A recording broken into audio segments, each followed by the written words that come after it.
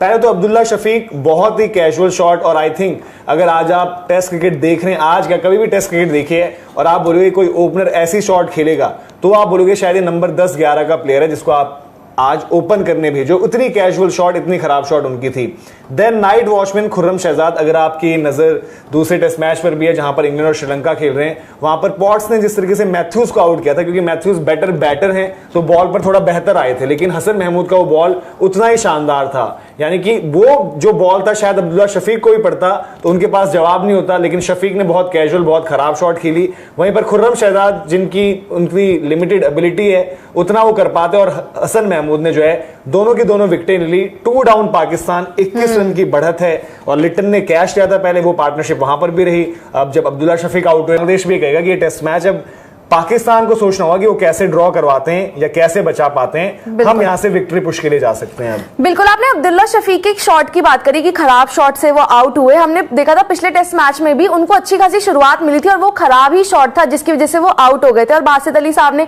खैर ये भी कहा था कि इतना खराब शॉट था, आपको स्टार्ट मिल गई और उसके बाद आप ऐसा शॉट खेल रहे हो ओपनर रहते हुए, तो मेरे ख्याल से तो इसको प्लेयर को बोलना चाहिए कि आप अपने बैग पैक करो और आप जाइए। तो वहां पर आज भी उनका शॉट आप इसी तरह से कुछ रहा, लेकिन बांग्लादेश मतलब जबरदस्त, बॉलिंग के लिहाज से देख लीजिए, बैटिंग के लिहाज से देख लीजिए, 2 विकेटें मिल जाना सबसे मतलब आज यही था कि थोड़ा सा गेम बचा है और उस गेम में अगर विकेटें मिल जाती है तो बांग्लादेश के लिए बहुत बड़ा प्लस होगा। खैर रही बात पाकिस्तान की ड्रॉ की, तो मतलब फिर यह है कि पाकिस्तान सोचेगा कि अब हम बैटिंग ही करते जाए बिना आउट हुए, जो कि शायद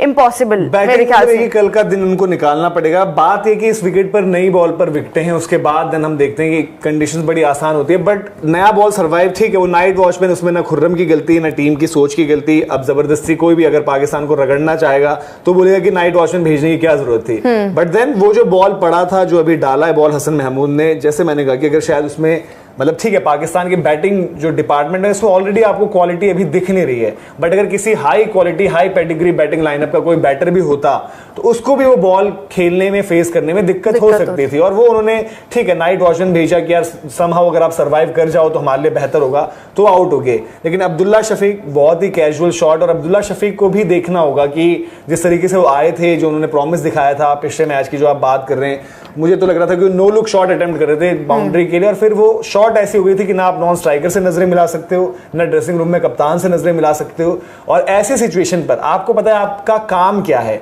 कितने ओवर्स आपके अभी दिन में हुए, आपको पता था कि 4 ओवर आपने टाइप खेलने, 5 बहुत ज्यादा हो जाते अगर स्पिन से कुछ करवाते, बट बांग्लादेश क्यों स्पिन से करवाता, उनको विकेट टेकिंग अपॉर्चुनिटी नई बॉल पर थी फास्ट बॉलर्स के साथ, तो उन्होंने उसके साथ काम किया। और अब्दुल्ला शफीक ने जो शायद थोड़ा बहुत पाकिस्तान के पास था कि चलो साइकोलॉजिकली या स्टेटिस्टिकली कहीं भी बोलने के लिए तो हम 12 रन आगे हैं, बट उनकी विकेट ने वो 12 रन को उनको पीछे कर दिया। देन खुर्रम शहजाद आए, वो भी आउट हो गए। तो पाकिस्तान की तरफ से कुछ भी आपको दिख नहीं रहा कि एप्लीकेशन के मामले में आप कहो कि किसी तरीके से वो उनके ओपनर अगर आकर ऐसी लूज शॉट खेलते हैं, खड़े खड़े ड्राइव, पता नहीं बॉल बाहर 6-7वें स्टंप पर जा रही है, आप खड़े खड़े उस पर ड्राइव के लिए जा रहे हो, कीपर के पास कैच कैजुअल सी। ये बोल रहे हैं कि बाबर आजम कितने रन बना रहे हैं, मैंने 50-55 बना लिए हैं, वो तो यहां तक भी नहीं पहुंचेंगे। सही बात, तो मेरा काम हो गया है, मैं इस टीम में अभी शायद बेस्ट बैटर हूं। बिल्कुल, शान मसूद के कप्तान है, बट क्या उनके पास वो परफॉर्मेंसेज हैं बीते कुछ टाइम में, कितना वो इंस्पायर कर पा रहे हैं इस ग्रुप को, कितना अब अलग अलग खबरें कभी पता नहीं आ रही है, वहां लड़ाई हो गई है, हाथापाई हो गई है,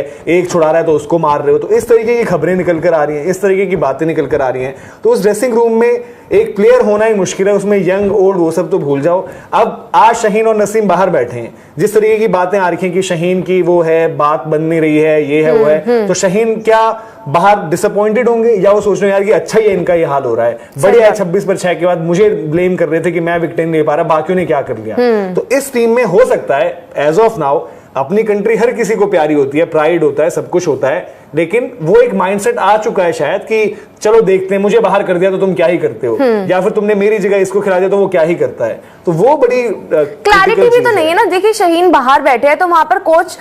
3 तरह की बातें कर रहे हैं। एक तरफ आप कह रहे हो कि जी